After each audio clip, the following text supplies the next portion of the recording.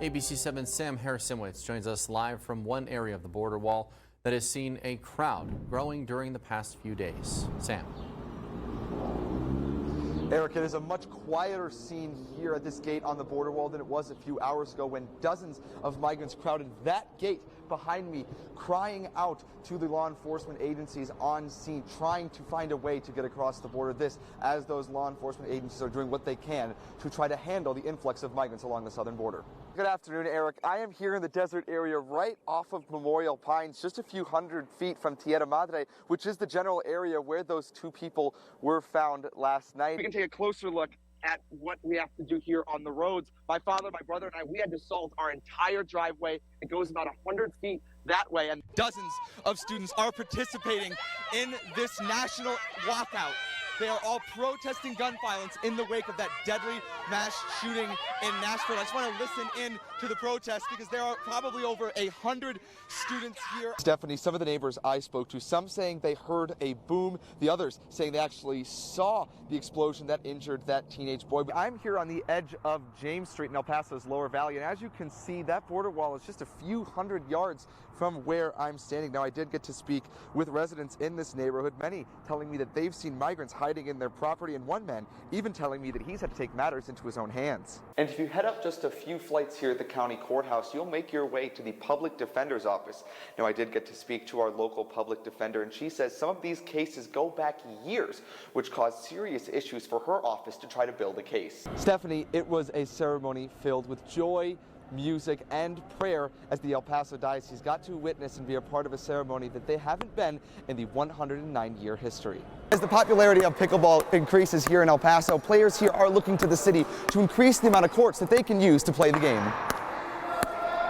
New Mexico State Police provided us with an update earlier in the morning. According to police, gunshots were first reported at 5 p.m. Saturday afternoon. Officers found 2 people dead, 6 others injured, 5 of them taken to nearby hospitals. Now, one of them was later pronounced dead. And a 6th person was also airlifted to a hospital in Denver. A child has been taken to the hospital in critical condition following a near drowning on the east side. First responders called to the 1900 block of Bay City Place right around 2:30 this afternoon. That's a neighborhood in East El Paso. Now, new this evening, 3 people have been arrested following a fight in the parking lot of an East El Paso gentleman's club. The altercation happening at a parking lot of Jaguars Gold Club, and that was back on Monday, April 17th. Police arresting 29-year-old Damian Arson, 27-year-old Taisha Mullen, as well as 29 Cantrell James Miller, whose picture has not been released by authorities. Eric, Stephanie, this Luby's location has been opened since 1964. Regular customers, Doppler Dave Spielman included, will be having to say goodbye when it finally shuts its doors on Easter Sunday. Customers getting their orders, filling up their trays, and sharing their memories of the West El Paso Luby's. The ladies would always take care of us, pushing their carts with water, and they knew us by name, and it was just a cool spot. This location standing the test of time, attracting local seniors all the way to some of our youngest. I don't remember the year, but all my life, since I was 5 years, I come. And how old are you now, sir? 64. Regulars here at Luby's enjoying their Friday night meal. Many sad that this location is closing. None more sad than our very own chief meteorologist, Doppler Dave Spielman. Let me do mashed potatoes and the beans.